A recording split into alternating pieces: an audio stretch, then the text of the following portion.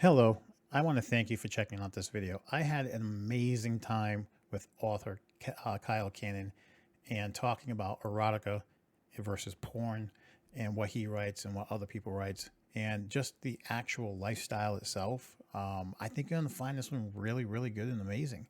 And I hope you do. So it's a long one. Please follow through. And of course, check out Kyle's information in the description below. Check out his books. They're all over the place. He's actually an amazing author. So I appreciate your time and I appreciate you checking out Kyle. Please leave some comments. Let me know what you really think when you read the books so we can give it back, that information back to him. I really, really appreciate it. Thank you so, so much.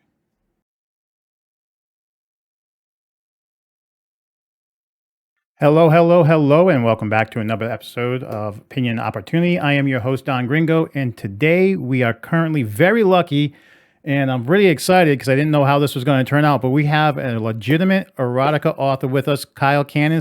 Good. So external microphone works really good there, Kyle. We're going to get you tech savvy here. Don't you worry. So, okay, let's start it over. So you're an author. You got 15 novels underneath your belt. Obviously, they must be really good if you got 15 underneath your belt.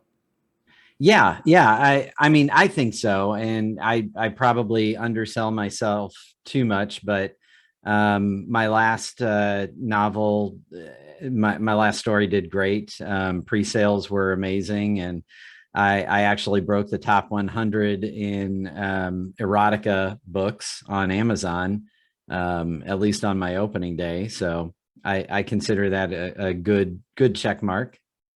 I would definitely say so. But obviously, this is the first time we're getting together, and any of my audience would have seen you. So why the mask?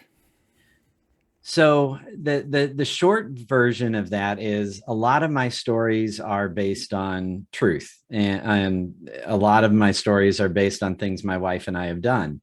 And we have very conservative friends and family in our life prior to this. And we don't want to, the big thing is we don't want to hurt them. And we've got, both of us have family that would run screaming to the hills if they found out we attended nudist resorts, much less any of the other stuff that we've done. Well, that definitely kills the thing we just were previously trying to talk about. Does life imitate art, or does art imitate life? I guess you've got that all wrapped up. But just so obviously you're wearing a mask for your own protection. So maybe if if it makes you feel better, I decided that I could help out here, right? I could help out here. You got the top half, I'll get the bottom half. How about that? That'll work. That'll work. Yeah, I picked this thing up, but I figured that when I heard you were wearing a mask, I said, you know what, it'll be a funny joke. Yeah, so, it's something my wife and I have been doing. We've also done some video podcasts, and we both have worn masks for that, and for the same reason, and we have for a long time, since I've been doing the writing. And Lily also does all of my audiobooks, and she does audiobooks for other authors. So we've got a vested interest in keeping our superhero identities secret. Well, I got to be honest. When I came across you, and I'm not saying I'm old, I'm 43, for God's sakes, but I never, and I'm obviously of a different generation than you. We have previously discussed, you're what, in your 50s, you said? Yeah. So we're of a different generation because of at least a 10-year age gap here.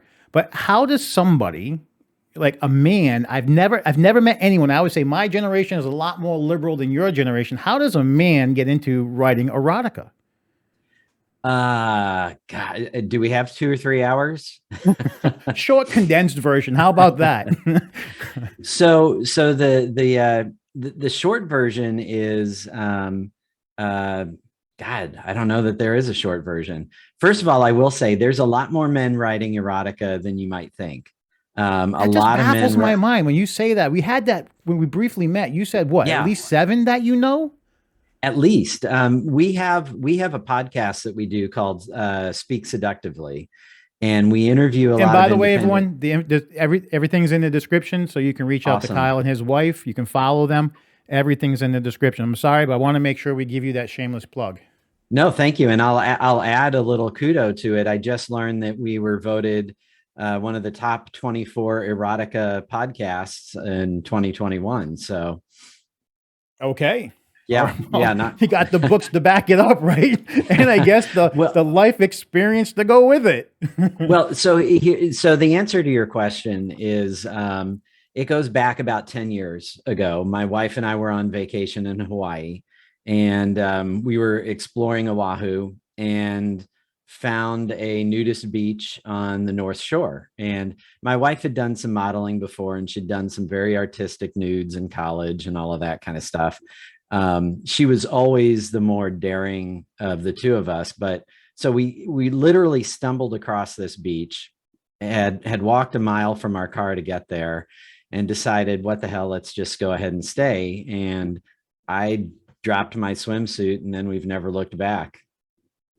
Well, So that's so a the hell of a act decision. I'm just saying it's a hell of a decision. I'm just gonna drop trow and yeah, I'm never looking back. Everything's good, right? I mean, Well, and that's where the writing comes in, because we did that, and we went back to that beach every day for the next 2 weeks, because we found it liberating and natural, and it didn't feel weird after the first 2 seconds.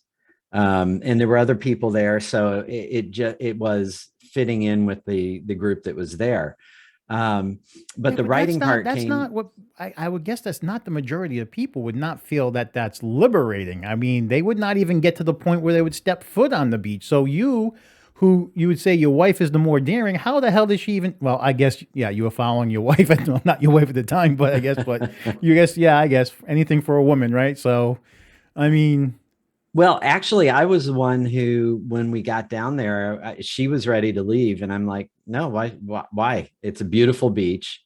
Let's stick around." And I decided I was going to go natural with everybody else who was down there. There were about 30, maybe 40 other people at the beach at the time, and I remember she just laughed, and then she lost her suit, and we spent the rest of the day there. And like I said, after the first couple of minutes, it's you forget that you forget you're nude.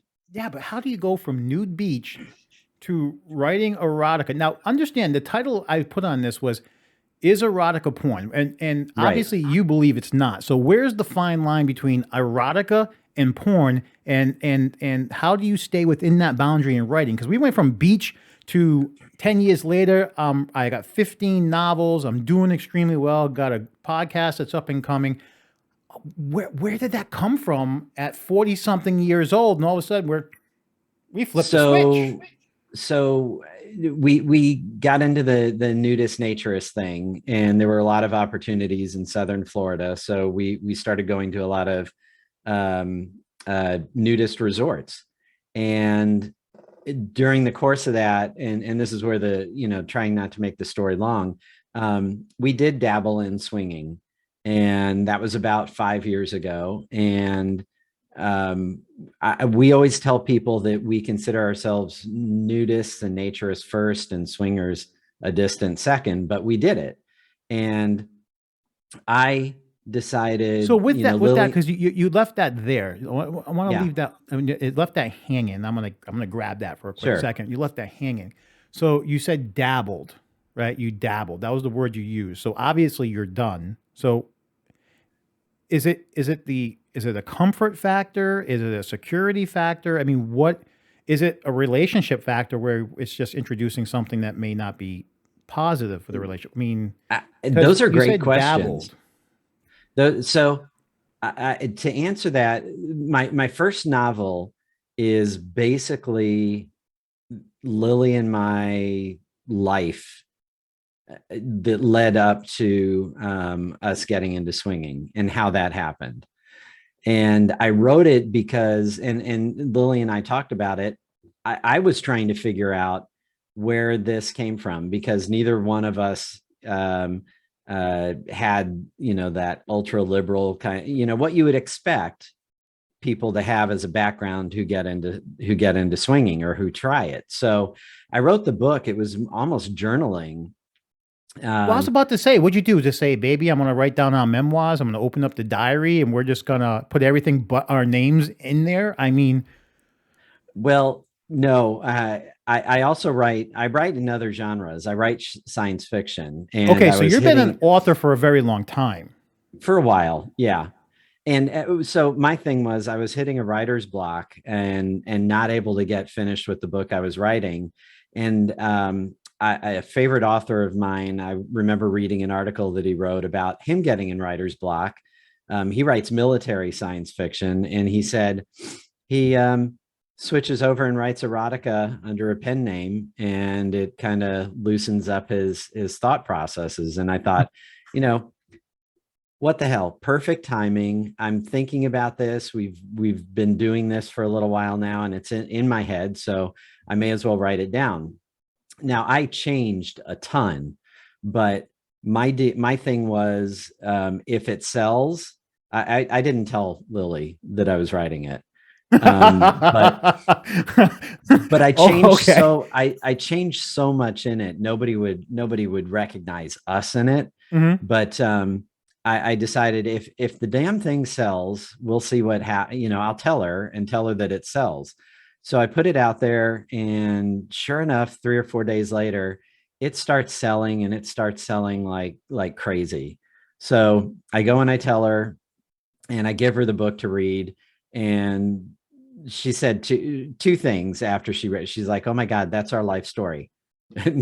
No, nobody's really going to know because I've changed enough of it up, but that's us. And she said, and the second thing she said was, "You really should have let me edit it, because she's great at editing." So that since then, and I told her the book took off. Sales have been going like crazy. It's called The Well, Photographer's Story. but wasn't that like, like one of those moments where it was like make or break in a relationship? You decided to write a book about your life and sex life, especially. And yes, you changed enough, but that was like, hey, baby, this has already been sold. Hundreds, if not thousands, of people have already read this thing. Let me know what you think. I mean, that's I mean, See, and that's my the thing. wife, who was in the other room, would have slapped the hell out of me if not walked out the door. I mean, I'd have been in some pain, my friend, some serious pain.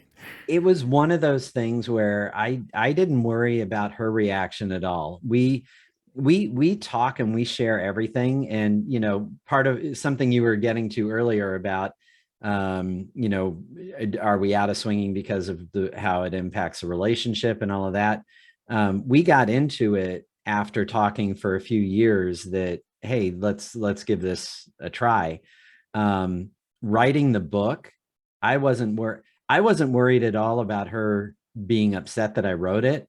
I was more worried that it wouldn't sell, and then I would have to tell her, okay, I wrote this pile of crap and nobody's buying it, and deal with that end. But she didn't mind at all. That's amazing. I'm sorry, but that's amazing, and it's just so much. 'Cause, I mean, and I'm not totally conservative by nature, and I'm not totally like out there crazy by nature, though. Depends on who you ask. But I mean, just you got 10 years or so. I mean, my friend, and I mean, I don't know if I would have gone down that road, but that's just simply amazing. So you've had success at doing this. You're on your 15th book. You've been in the life for now how long? I'd say about 6 years now. So you were actually writing about it well before you were in it. I wrote the first novel shortly, probably 8 or 9 months after we got into the lifestyle. I mean, they were close together. That's just amazing. That is like crazy. But So we had been nudists before then. So no, no, I'm and not I sure. understand that, but I'm saying you Okay. wrote the book before you got into the lifestyle because before you were saying we're just nudists and naturalists, and Mm. but that's a big difference, And then writing your life story, and now you're in the lifestyle. I'm not going to say full blown, but I'm just saying you're in the lifestyle for what you want to get from it and what part of the Right. community you want to be part of, and that is just absolutely So did one thing lead to the other? Yeah. I mean, so I also do a lot of amateur photography, and Lily was posing for me, and we did some nudes, and we ended up selling those on places like Fine Art America and other places. But it was a long progression, many years of conversation, neither one of us trying to push or coerce the other into it, but we'd meet people. For instance, we made some friends at one of the nudist resorts that were into swinging. We never did it with them, but their advice was, as a couple, always talk about what your comfort levels are and why you would be doing this. Don't do it at, don't, I'm trying to think of how to, don't do it for the wrong reasons. And we've met people who are trying to get into it because their sex lives as a couple are terrible. And so one or the other is thinking, well, if I push my spouse into bringing other people into our bedroom, that's going to make our sex better. And it's not. I was always skeptical about that philosophy. By the way, Kyle, your light went out, so you're pretty dark on one side. Sorry, I had That's okay. my other computer screen up. That's okay. Listen, Yeah. it works well. It gives you that kind of bluish hue. It looks really good. But no, I mean, I was always very like taken back by that philosophy. If you're not good together, how are you introducing something else going to make it better? I mean, it's almost like having a kid in the marriage because you're just tired of each other. You need something to bring you together. It's like, Right. Wait a minute, why would you do that? And that's what these friends said, and others, as we got into the lifestyle, were had a similar philosophy, and it fit with us, that you don't do this if your relationship is damaged or there are issues with it, because it's just going to make it worse. And over the years, we've met people who have destroyed their marriages doing this, because one or the other, for instance, we met a guy from I think he said he was from Tennessee, and he was telling us that his first marriage broke up because his wife pushed him into swinging, and all she wanted to do was be with other women, and then he was left as a wallflower. And it finally, he just had enough and ended it. But that, he knew before they even got into swinging that their relationship was on the rocks. But he, like your kid analogy, he thought, well, this might save the marriage, and it won't. I mean, it just won't work. Yeah, that's just absolutely something else, man. Well, and so a part of why I started writing more, and Lily and I do the podcast, we promote authors who take a sex positive approach to life. And we take that approach ourselves, that Maybe you your should sex also, life for everybody else though, Kyle, describe what you consider the definition of sex positive to be. something that is having a good sex life between two consenting adults, where you're doing things that are not hurting yourselves or each other. And by hurting, I mean, mentally, physically. And I know somebody out there is probably thinking, well, what about BDSM and the whips and the chains and that I was kind of about to say, stuff? I mean, really, that's a really open ended saying, because what me and you what would consider positive might be totally different. Now you're saying whatever you're both consensual with, but there are some people who would go a lot further than you and your wife, and that's Sure. positive for them. Right. And if it works for them and it's not hurting others, then I don't care what they do. But for us, it's taking a healthy approach, and everybody's going to define it differently. You titled this about erotica and porn. Is And erotica porn? yeah, right, exactly. And one of the things I was going to say is, if you go back to the 60s, a Supreme Court justice was asked to define pornography, and I don't, not in those exact words. I think it was They use different phrase for it, but he said, I can't define pornography for you, but I know it when I see it. And it's been my belief for years that one person's erotica is going to be another person's pornography. Somebody's porn isn't even going to raise a needle for another person. So we all have to self-define. And where we draw the line is consenting adults and not doing harm. And here's an example, I guess. Uh, if you were to leave the room right now, go next door and have sex with your neighbor's wife, and your wife doesn't consent and her husband doesn't consent, is that wrong? Well, I guess when it comes to our marriage, it's absolutely wrong, right? But Right. if I made a choice and now the person made a choice, I guess it's right by those people, and that's one of the things I'm really trying to define, and that's why I don't like leaving things open ended or a very Sure. fine point. And I'll take the opposite approach. Is, you know, what what is it? It's different for every person. So Well, I guess the best way I'm thinking you're trying to say it is if no one in that community gets hurt. right. So there's So four in the people in that community. As long as everyone's okay, then it's okay. and in the example I gave you, that Lily and I have been asked a lot about, is what you do cheating? And our response is no, because cheating means you're breaking the rules and you're sneaking around behind somebody else's back. What we do, we've defined rules, things that we're okay with, and it becomes hurtful if one or the other of us were to break those rules and guidelines. Like the example I gave you, to us, that is not a sex positive approach, even though you and your neighbor's wife may enjoy what you're doing, you're ultimately harming your relationship and her relationship, and you're hurting your spouse and her spouse. So that's not a sex positive approach. You may be enjoying it, but you're harming other people in doing it.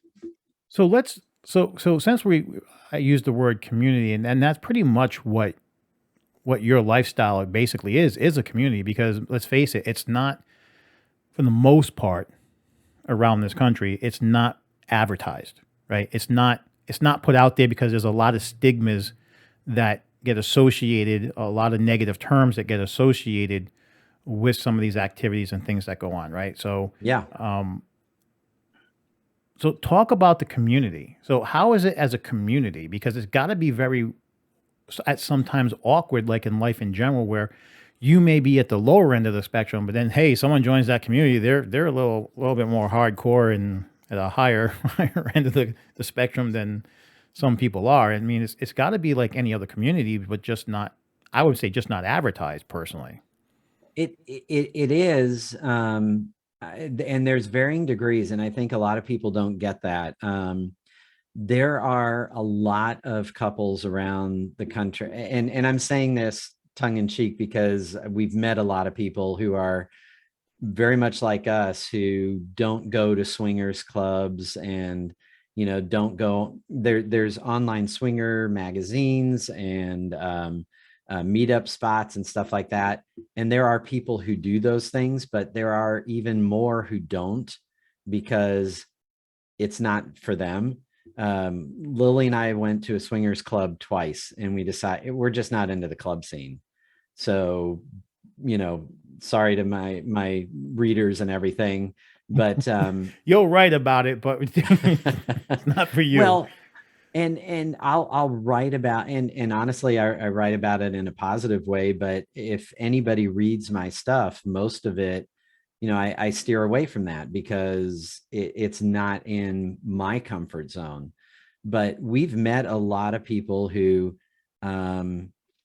take a long time to get into swinging with another couple, and it's like long-term dating. Only now there's four people involved, or six people involved. But there are, there are whole communities. Anybody really curious, do some Google searches and look for news stories. CNN has done a ton, Fox News, all the major news organizations have done a ton of stories. And without naming names, I'll say um, there a local news station did a story about I'm going to call it an elderly community in Southern Florida that has tens and tens of thousands of people there. And the swinging community must be vast, but they go around with these shower loofahs on their golf carts, and different colors tell people are symbols for different things that they would do as a couple. So, but the reason the story hit the local news is because they were talking about STD rates, and that this community had the highest rate of STDs of any community in Florida. But that, I wouldn't say that would be, I mean, that wouldn't be typical throughout the community though, at large. No, because most people who get into the life, there are a few rules that pretty much everybody follows. No means no. So whether you're a guy or a woman, if somebody approaches you and you say no, I'm not interested, then that's it. No harm, no foul. Pushing yourself on someone is an extreme negative. But also using protected sex is a big deal, especially with anybody that we're with. That's I Well, know of some I just people thought who in don't. general it would have to be because again, like yourself and your wife and obviously other people I mean, you're not looking to hurt the other people who wouldn't approve that Right. is in your life. So obviously them hearing that an STD circulating within, it's obviously gonna bring, shame, embarrassment, and obviously highlight what's going on in your world. So that's why I was always like under the impression it's like I can't see it being rampant. It's almost like everyone thinks like, adult porn stars have like the highest rate of STDs and everything in the world. And actually today, because of how the industry is, they're tested like all the freaking time. All the They time. have like lower rates than the rest of the country, the rest of the world, because they're tested all the time. That's like drug testing for them, like court ordered drug testing. Like, hey man, you got caught. You're piss testing every week, every day. Mhm. I mean, so yeah, I always have a very different perspective when I talk to people. It's like, no, I'm actually the opposite. I think it's going to be quite different in that aspect. And I think that goes to there being different layers and levels in swinging, or I don't even know if I want to call it knowledge levels, but this community, the people there just may not care.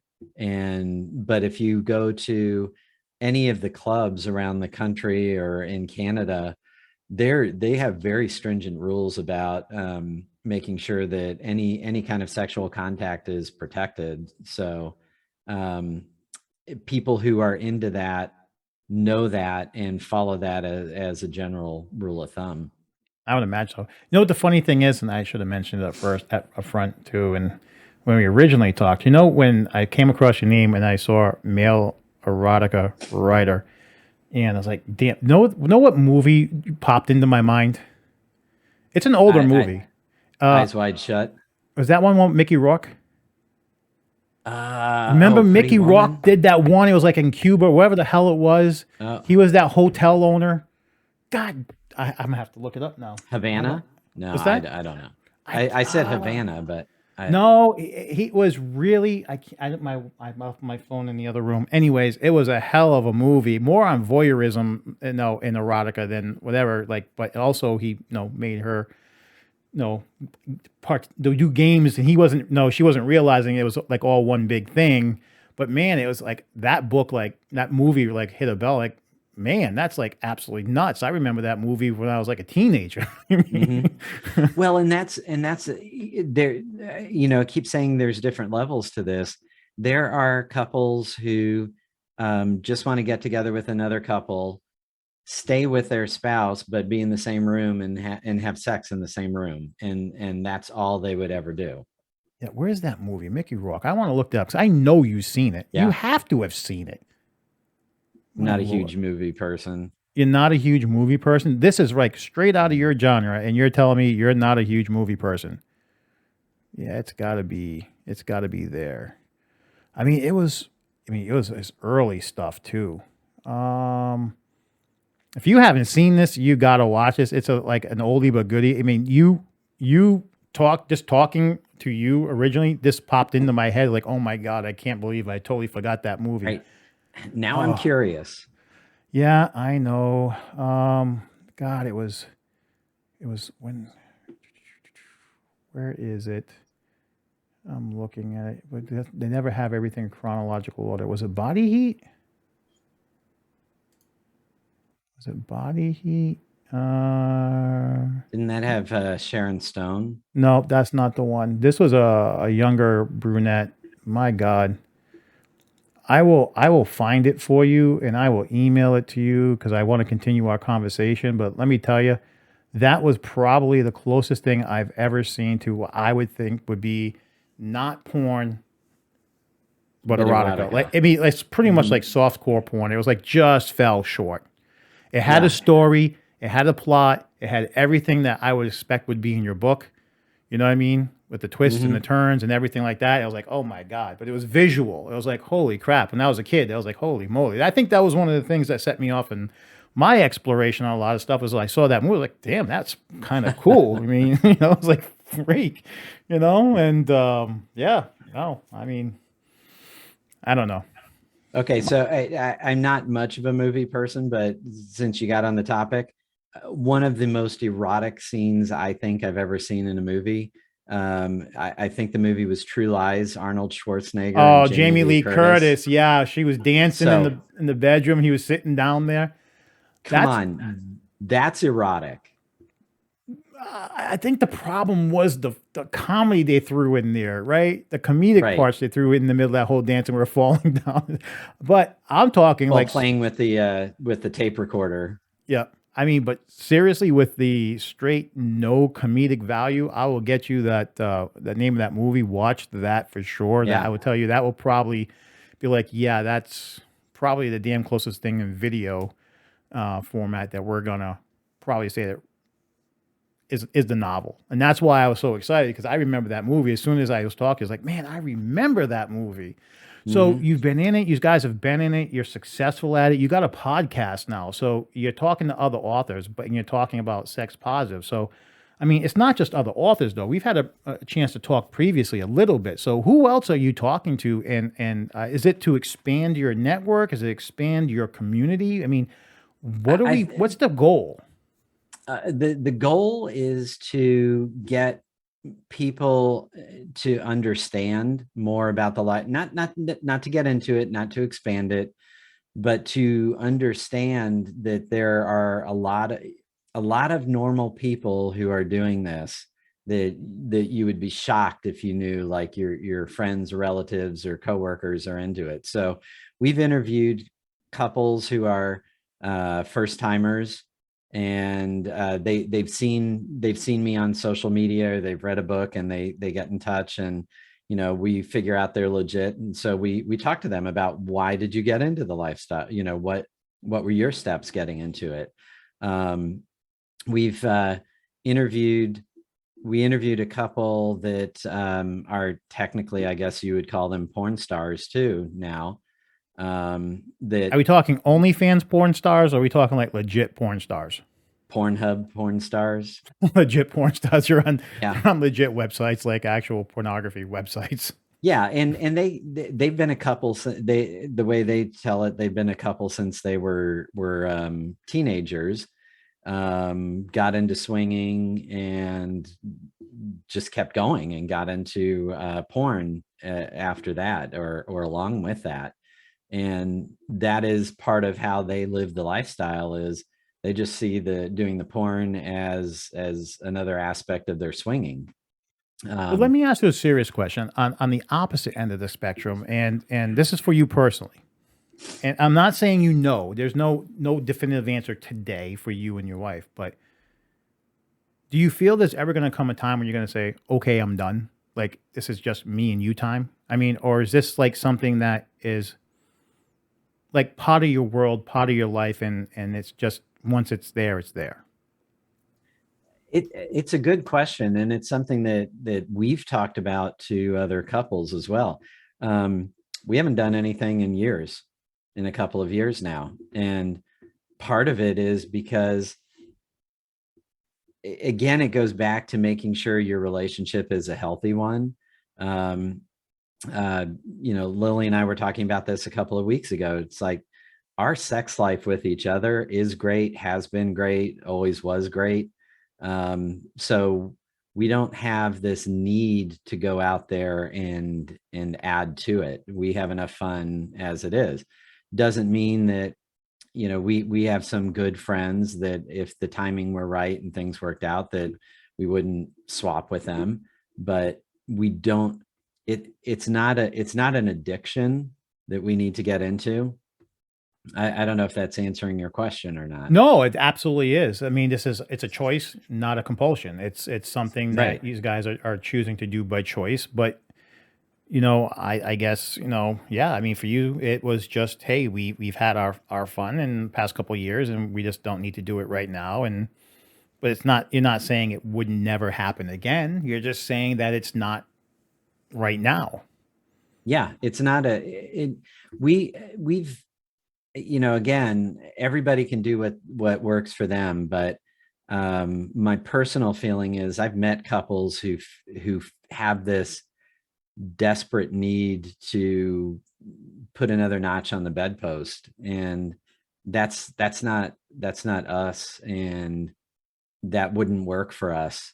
So we don't go there, and I've seen some of those couples break up because I think they turn it into a compulsion. But I would also say I know a lot of people in my very conservative professional life who've gone out and had affairs and destroyed their families when it's found out, um, and then make up, try to fix it, and turn around and do the same thing over again because they don't know how to control it.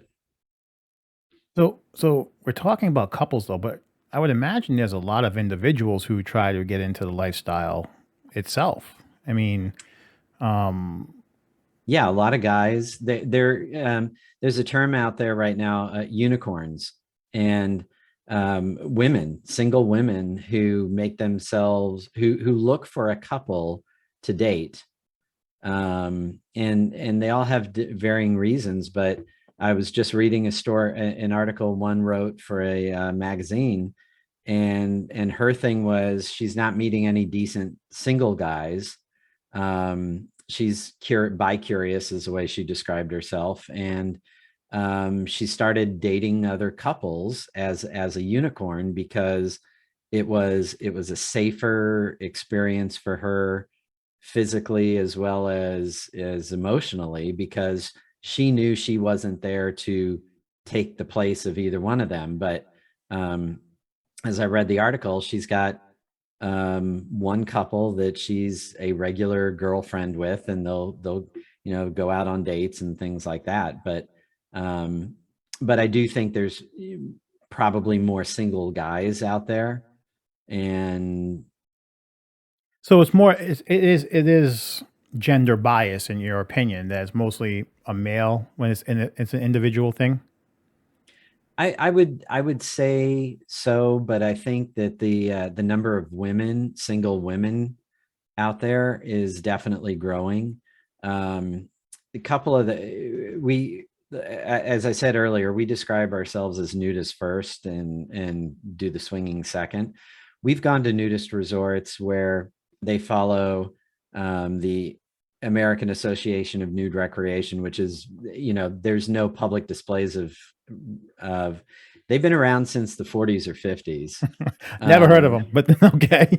but their rules and their guidelines, basically, if you go to a resort that follows them, they call themselves, they don't want any public displays of affection or any overt sexual or covert sexual activity going on. I mean, whatever you do behind your own closed doors is fine. But Lily and I have been to places where they follow those guidelines, but they'll allow singles to come in, and she's been hit on by single guys, and we try to we rebuff that. I mean, we're not into that. So, but much more than we've seen single women at those at clubs So let me or ask you a resorts. question, because obviously a lot of writers got to do a lot of research on their topic. So it must be very difficult for you with a lot of new, a lot of new terminology coming out. I mean, how are you gonna, like for instance, one of the term that I recently came by was hot wife, in which I totally do not agree with. But I mean, some of this new stuff coming out, I mean, it's even got to throw you for a loop. I mean, and if you got to It write about does. it, I mean, how the hell are you going to do research on that topic? So Lily and I have talked about this because one of the big things that's out there right now, and I won't write about it, but the pseudo incestuous stuff. If you look at some of the top 50 erotica books, they're like stepdaddy and daughter. You know, that's the theme, and I just find that kind of creepy. So, but they are incredibly popular, and Is there a they are reason for that selling. though? What's your I, opinion on that? I mean, so again, we're saying your opinion. We're not saying fact here. We're just saying your opinion on that. I do think that more and more people are looking for. I think our society in general. I think is always looking for something to get overly emotional about, whether it's the news, they want to pick a story and just get super angry about it. But for me, I think that there are a lot of people who just want, I'm trying to think of the right word. I'm kind of at a lot. I'm a writer and I'm at a loss for words right now.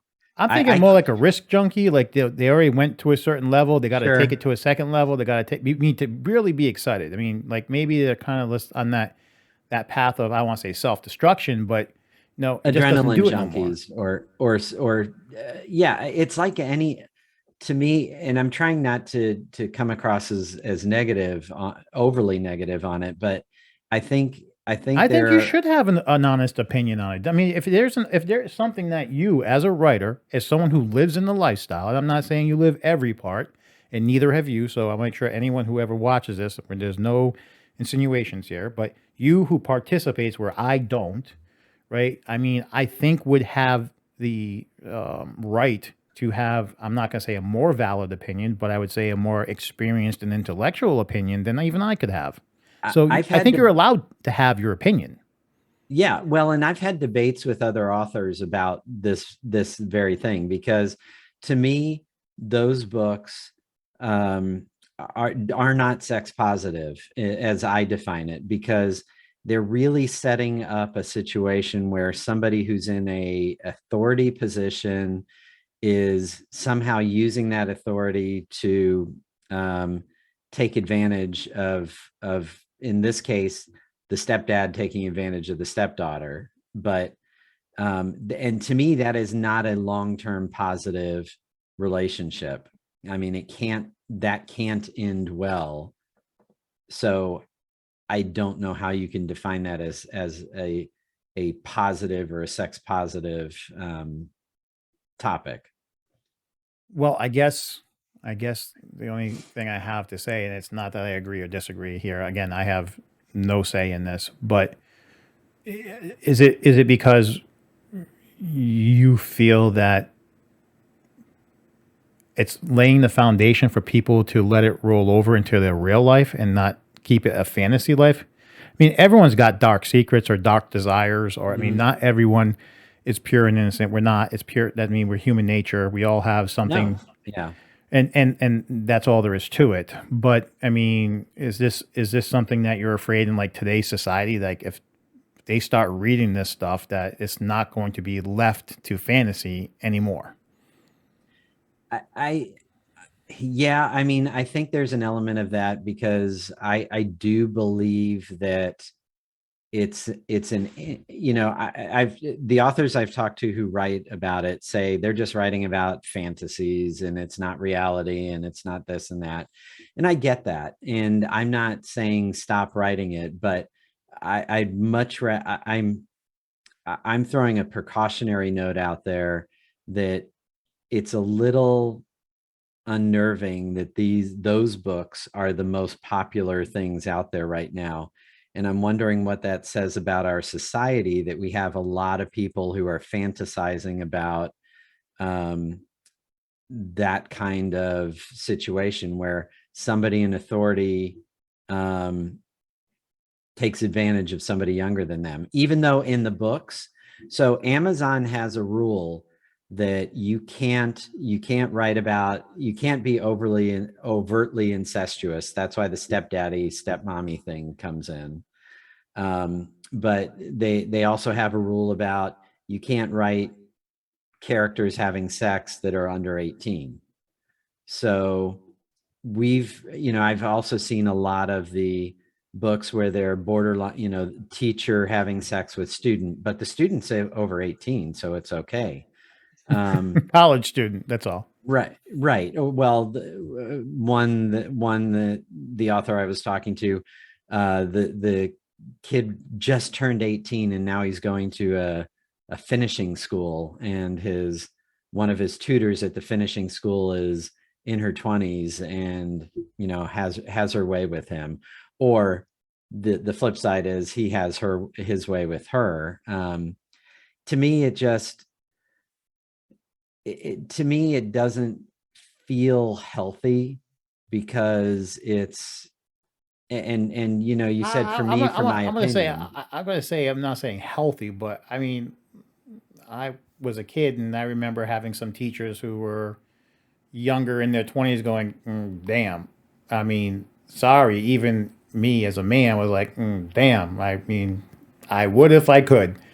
So, Been there, done that. But okay, so, but what happens to that teacher if they actually carry through with it?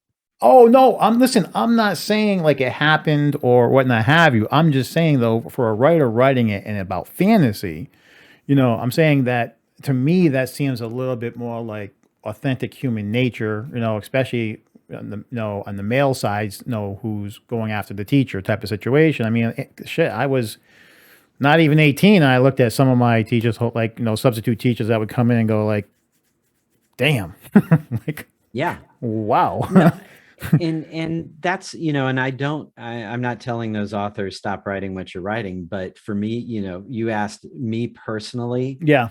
I find an issue with that, because I guess I do look at the underlying motivations, and I understand people would look at some of what I write and go, oh my God, I can't believe he's writing about that. And, oh my God, I can't believe he and his wife may have done those things. I get that, because we all come at it from different perspectives, but I stand by my beliefs that sex positivity is doing things that do no harm to consenting adults.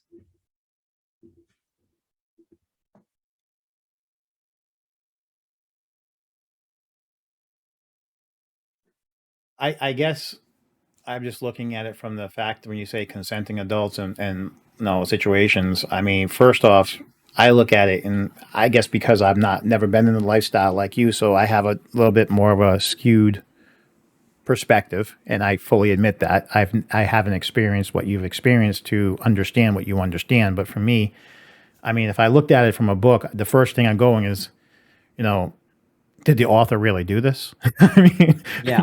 right. I'm not thinking that. I'm either it's a great book, it's a bad book, or there are some books I've read going like this is a lot of detail for a book that's supposed to be fantasy. Like this is like a lot of detail. And we're not talking dragons and knights and shit like that. I mean, you're talking like, wait a minute here. I'll give you that. There are some head scratchers, but for the most part, I mean, I'm sure the people picking up your books until they talk to you aren't thinking that you and your wife are. I mean, I didn't know it until you told me.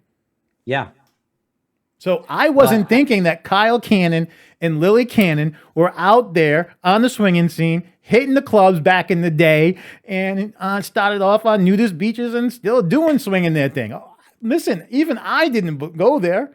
So I don't know if that perspective of everybody's looking at it, and I can be pretty twisted in my thinking. Ask my wife. I mean that's why we get along. But I mean, Well, I can be she's twisted. listening right now, right? So Absolutely, I don't hide anything from my wife. She's Mexican. If I hide anything, she'll slit my throat in the middle of the night. Absolutely, and then she'll cross the border, and I won't. No one will get her. So I'm screwed either way. But regardless of the fact, no, I mean, I know I'm twisted in my thinking, but again, I don't try to make the first bad assumptions when I'm talking to people that hey, this book or this person. I got to give people a chance to prove me wrong, right? oh, I don't Unless you're disagree with telling me that. you know some author's secrets that we don't know about. I may know a few authors' secrets, Okay, well, but okay. well, and I'll say this: a lot of the authors that we've interviewed um, don't don't live the lifestyle, so their writing is fantasy based, Hmm. if that makes sense. Yeah. Um, That'd be I think me another trying to thing with write what you do. Totally fantasy. Absolutely fantasy. Never been to a nudist beach. So if my story started out in a nudist beach, absolutely goddamn lying.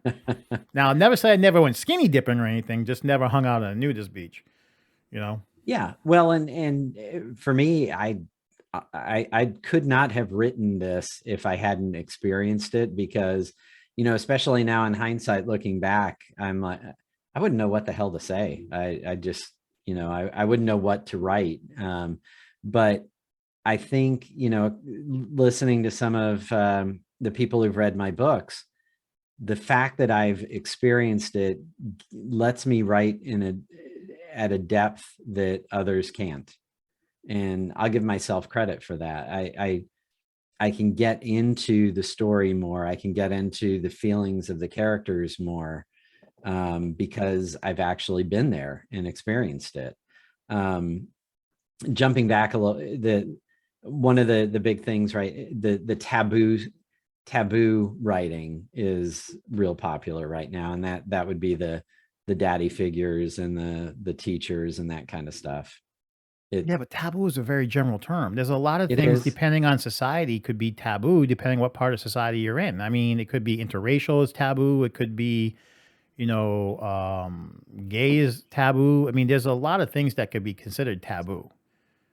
And I think, and the funny thing is, and maybe this is a interesting way to go with this, but um 10 years ago, I would say interracial and other things like that would be considered taboo. 10, Hmm. 15, 20 years ago. Now they're nothing. So you're saying I'm showing my age? Absolutely. No, Well, listen. I understood saying going into that. I'm just saying I know back in the day, man, taboo was a very general term. I mean, very yeah. general term.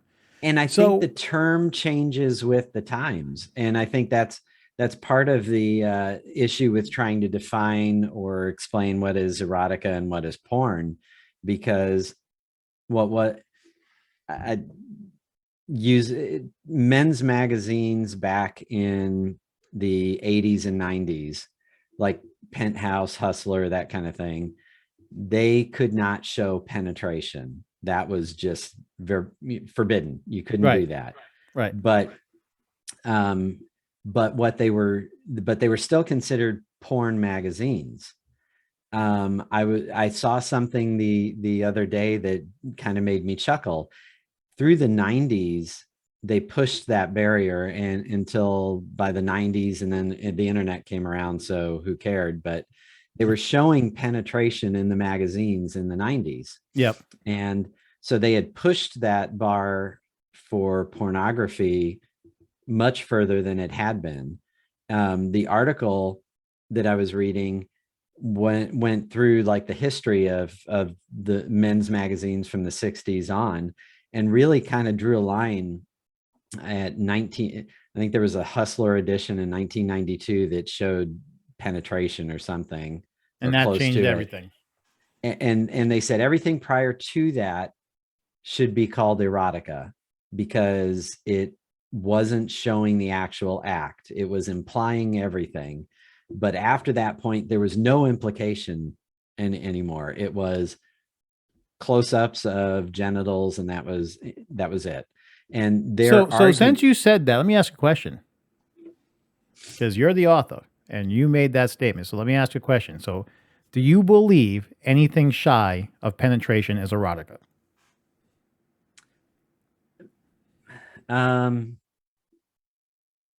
I would lean in that direction. Yes. Yeah. Okay, we're not gonna. We're make it very clear. We're Yeah. generalizing. We're not saying anything that includes serious pain or hurting people Mhm. who don't want it. I'm just saying, like, do you feel that? So, for instance, strip clubs are erotica. I would say, yeah, I would agree. So then, what's burlesque dancing? I would also consider that erotica. But one is But more of a definite extreme situation because burlesque does not absolutely. show no the areas where if you can go to a strip club where it's top and bottom, you can see everything. Hmm. So again, I mean that's you're saying so there's two extreme forms of erotica right there that you're saying falls under that category. Yeah, I think you have to have a zone. And I fully believe that somebody could come up to me and say, and make the argument that, well, burlesque is, let's call burlesque artistic erotica. They could come up with their own thing because they're not showing, like you said, they're not showing everything. But then strippers, we just have to call that pornography because everything's on display. I would support somebody having that as their opinion. It's not my opinion. For me, porn happens when there's sexual penetration, call it. So I guess basically what we're trying to really say then is erotica is primarily any form of seduction Sure. Yeah. in Teasing. in any facet of the form. Yeah. Yeah. And you talked about strippers. I'd throw the full term striptease, because anything like that I would consider to be erotica. And some of it may appeal to some people and other things to other people. Um, that it goes back to what I had said earlier about the Supreme Court justice. I can't define it, but I know it when I see it. And to me, I just take that to mean that you have to define it yourself. And my definition, I tend to keep it pretty loose. Okay. So I guess where we really we haven't really talked about, but we've kind of skirted the edges on is so if someone's listening to your this right now, right, whether it's the live replay or whatever have you, and they're interested, like where are they supposed to go to learn about legitimately learn about or I would say get their real education by start getting involved in these type of communities because again, your community is not something that's widely advertised. It's not really out there. I would argue one of the previous things that we were talking about, which is those swinger sites and whatnot have you. Those to me would be more of long or short form of cheating sites. Honestly, I Yeah. mean, let No, I would agree. So I'm going to assume you're talking about someone in a relationship. actually, you know what? Let's run it both ways. So if they're in a Okay. relationship, you definitely by talking to you, I'm assuming right now, and we know what assume means, but regardless, first things first is we have to have a serious heart to heart with our partner, come to a Hmm. true understanding, and then have a set defined rules. Is by what I've gotten from your conversation. That's step one. I hit the Know your comfort levels. Do some research, and there is stuff out there. But the very first thing needs to be have that conversation with your partner. And I've had this conversation. I've had people who've contacted me and said, how do I get my spouse to get into swinging? And my response is, you don't. Talk to them about whether they might be interested in it. um, if you don't feel like your sex life is satisfying, why not? find ways to make it more fun. Bring toys into the bedroom. I mean, watch porn. And that's actually, I joked with other people about it, but if you can't watch porn with your spouse, then there's no way you can get into swinging. No, I fully believe that. I fully believe that. If you can't be at a comfort level going, man, this guy's got a horse cock or whatever have you, Yeah. I totally get it. I 100% respect that. But I was waiting for your shameless plug saying, you got to buy some of my books. You got to read some of my books. I tell you in the books how you're going to do this. You were supposed to go there, but you didn't.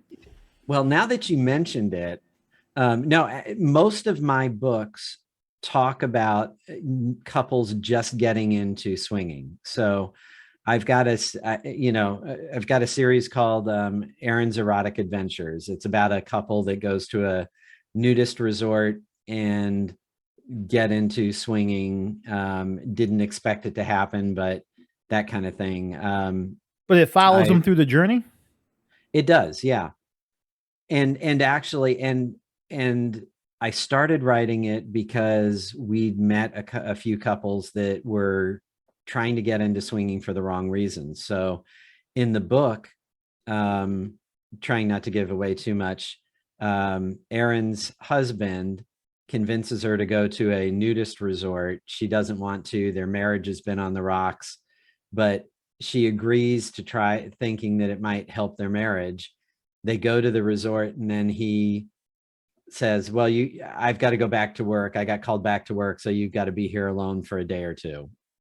And I That just seems like a bad idea altogether.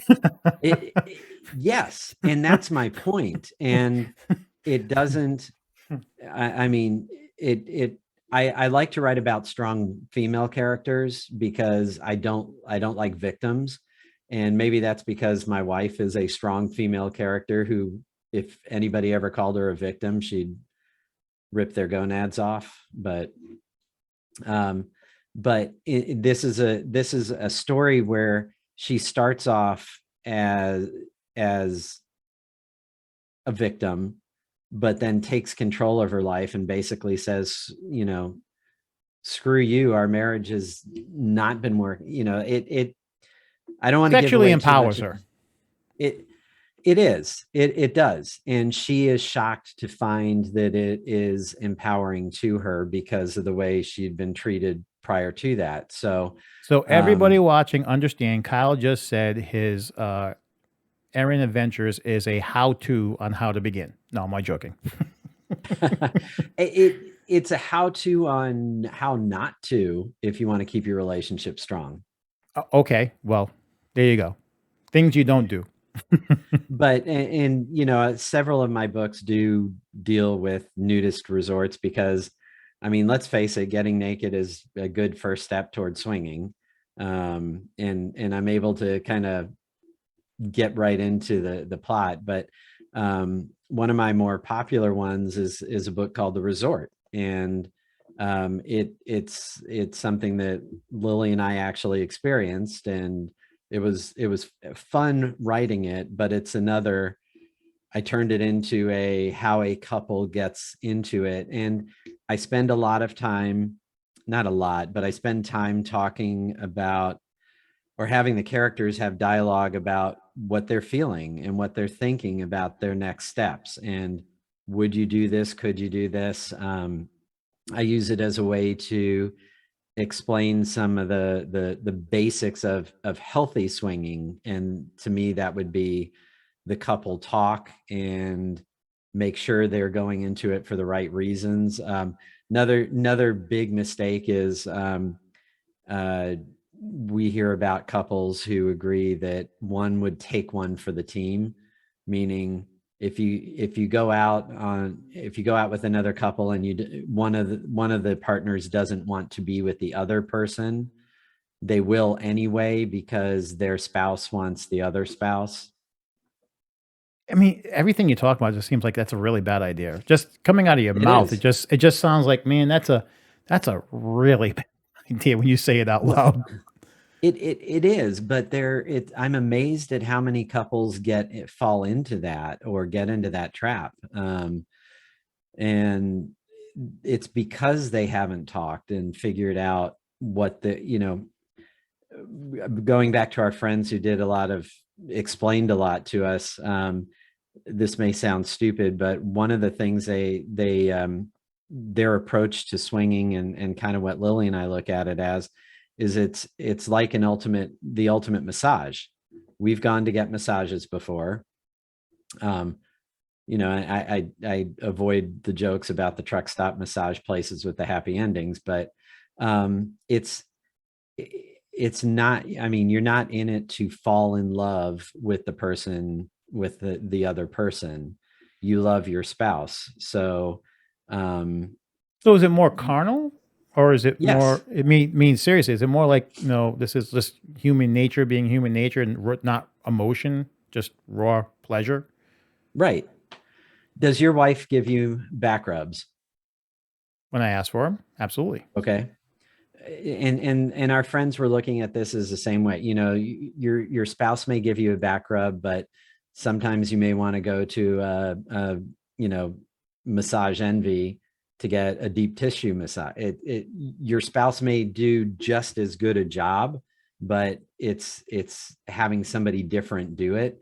And I'm probably explaining this terribly, but No. I like what you said. It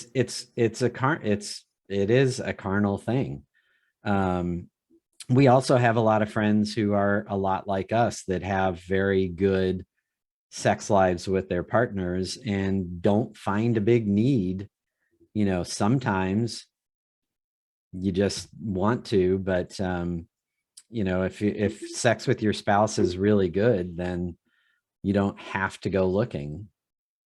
No, I totally understand that philosophy, and I totally agree. So let's talk a little bit about your show. So we said we talked to other authors, but I've talked to you a little bit. You have other types of people on your show too. I mean, it's not just Yeah. authors. I mean, you even have people from your own type of community that are on there that do different things. So if someone wants to go listen to your podcast, what are they going to expect to find?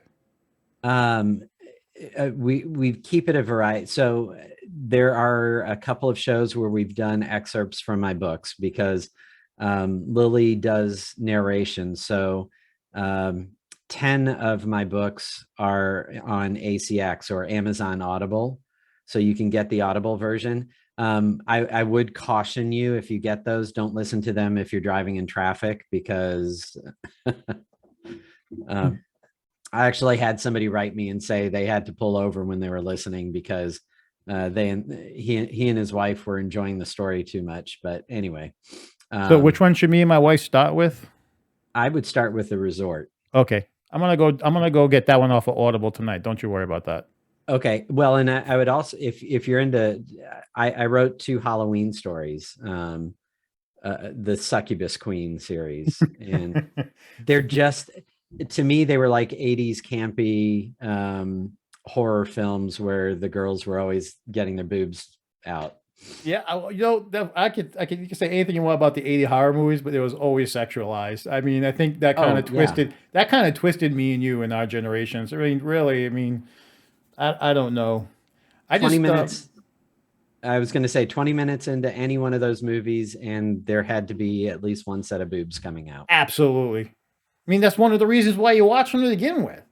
Yeah. And I think that's one of the problems with today is everyone. I think there's an overcorrection, and how people look at things. Listen, it's real simple. As far as I'm concerned, there's nothing wrong with sex or something being sexualized. I mean, honestly. And I have a hard time when people sit there and say, "Well, you're looking at that woman and you're sexualizing her." Well, she's dressed nice, she's really looks good, and you know what? It's human nature. I mean, what am I supposed to do? Close my eyes when I walk around? My wife's supposed to say, "Oh, she doesn't look like that guy. I mean, he looks handsome. He looks hot." I mean, seriously. I mean, I think it's become such an insecurity that people just try to push it on other people. Listen, there are some. I mean, let's say there's some men that are truly just absolutely sexy or handsome or whatever have you. Why do you think that we have these actors and everyone else and become the sexiest man alive, the sexiest woman alive? Well, you know what? I can't understand why it's bad for me and you to sexualize something, why it's okay for magazines. Yeah. right? It's okay for them to sexualize. Well, you know what? It really comes down to something really simple. If you have a problem with someone appreciating the way you look, you have the problem. It's your insecurity. Seriously. Now, half the time women dress up for women, they say that. I don't care what you say. You're walking around, there's men involved, there's women involved. We're all going to look. Mhm. We're all going to have our comments or our inner thoughts. And I think the only thing I think that separates you, Kyle, from other people and being in the lifestyle is just that insecurity. Yeah, I would agree. And I would also say, what you were talking about just then, you mentioned inner thoughts. I don't think there's anything wrong with looking at a man or a woman and admiring them physically, at all. And I totally agree with you there. Where I would draw the line are the people who overly sexual, like if a guy went up to a woman and just kind of looked her up and down and was blatant about it and making her uncomfortable, that's where I would draw a line. Or for that matter, a woman doing that to a guy. Although I don't know many guys who would object to it. So I was about to say, I mean, seriously, I'm like, no, I don't see that happen. But that's also, I think, a big problem, with society of how we've managed with the media and whatnot have you to really change the purpose of what things are. First and foremost, God or nature or whatever made us this way. We are supposed to look at people, whether whatnot have you, the opposite sex, and you are supposed to have those thoughts. Why? Because it's called human nature to keep humanity going. I mean, you want to mhm. procreate, you want to do this. If it wasn't given to you one way or the other, I mean, seriously. Now, obviously, there's control issues. I totally agree with that. But today's society, it's just like everything's no, everything's wrong, and So you're talking about something that just jumped into my head. One of the things that Lily and I love about the nudist lifestyle is that there's a complete absence of leering that goes on. That overly sexual staring, it just doesn't happen at nudist resorts I'm sorry, because but at least the first couple of times you got to be looking. I mean, obviously you were with your wife for the first time. I'm just saying in general. I mean, there's got you're to be gonna some looking. I mean, if you've never you're been there, you're looking. you're going to glance absolutely. But what most people find who don't get who and I'll be honest, I've never seen anybody kicked out of a nudist resort for this. I've heard about it, but um the leering, it's almost like you walk through the gates, then you can't, it doesn't feel comfortable to stare or to look at somebody, like sexy woman walking by. I'm going to notice her, but I'm not going to stare at her as a, one of the running, I don't know if it's the right way to say it as a running joke, but one of the things that a lot of naturists would say is eliminating bikinis at the pool eliminates a lot of over sexualization. And it's true. If you go to most nudist resorts or clothing optional, they say no suits at the pool. And I can say, from personal experience, there are really attractive people at the pool, but you lose sight of their physical. And if you talk to another couple, you get to know them a little better. And Lily and I joked the first couple of times we went, if we would have a conversation with somebody, our eyes were always chin level and higher. But I don't know, it's kind of it's hard to explain unless you actually experience it. No, listen, I get it. There's a little bit of a comfort factor, or the want or need not to make the other party uncomfortable in that situation. So I mean, if you're already uncomfortable with your first time. I mean, you're really not looking to be like that idiot who's staring anyway. I totally get it. It's a I'm mutual comfort thing too, because you find a lot. I don't, unless you are a porn star with a, porn equipment, you probably don't want everybody in the world staring at your stuff. I don't care. I've never cared. I've never But cared. that's the Listen, thing. I'm You average. got I'm okay with it. I'm fine. I've never had that whole image thing. I just never have. I really don't care. It's not about. Then you'd do fine at a nudist resort. I probably would. That's why my wife won't go probably, but but I don't have those body images. Now I'm not fit as I used to be. I'm 43. I haven't done a lot in a while, especially with the pandemic, and I totally get it. But at the end of the day, do I really care about someone else's opinion more than my own? I mean, honestly, but I had a different upbringing, so for me it was, I guess maybe a little bit more mental toughness. I've been told no more in my life and overcome no more in my life. So I don't, no and other things don't bother me. Never have. Never have. Mhm. I've just always been like that. When I went to a martial arts school, I was in Florida, city of Bel Air, gave me a contract and they tried to rescind the contract. And I said, well, then I'll just sue you. And they said, well, then you have to have an instructor here every day you're supposed to be here. So for a year, I paid someone to go there and sit there for a year, twice a week to sit there. I Yep. paid them. I didn't care because I was going to Mhm. sue them. You weren't going to tell me no. I made it up to the instructor. We had no side time for each other to make up for his thing, and I paid him for his time. So he went there, Mhm. practiced on his own, and then we had our own sessions. But I just one of those guys. When you tell me no, I'm going to find a way to do it. I don't take no very very well. Not to have a problem with authority. It's just how you present the word no is it doesn't work well for me. So I've always had those different issues. But like I said, I'm a little twisted. I've already mentioned it. I'm okay with it. I'm okay with it. So I guess what we need to do here though is we probably need for people to start looking at you, get your books. I mean, really get into this. And I think what we need to do, Kyle, is let this video simmer here with people. Yeah. And Well, I think I would say, sorry to interrupt, nope. but because I haven't been plugging myself probably enough, but go to Amazon, look up Kyle Canon, and you'll go to my author page and you can see all the books that I've written.